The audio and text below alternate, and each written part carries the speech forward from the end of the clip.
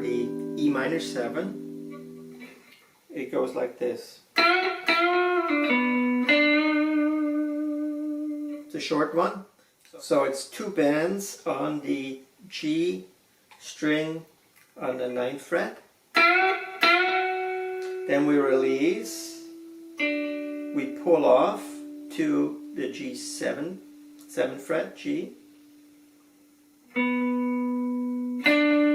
and back to A, 9th fret, back to G, 7th fret, and a vibrato.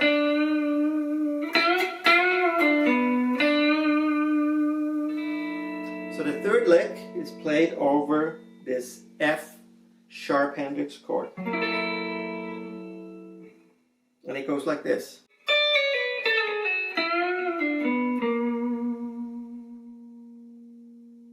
Hit the 10th fret with the pinky, E string, pull off to the 9th, pull off to the 7th. And then do the same thing on the B string.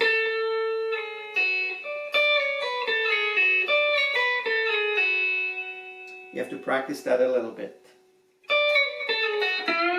And then comes a bend on the D9.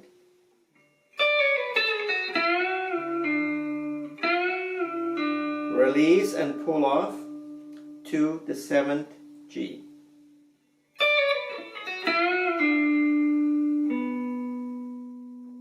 Then to the 9th fret D.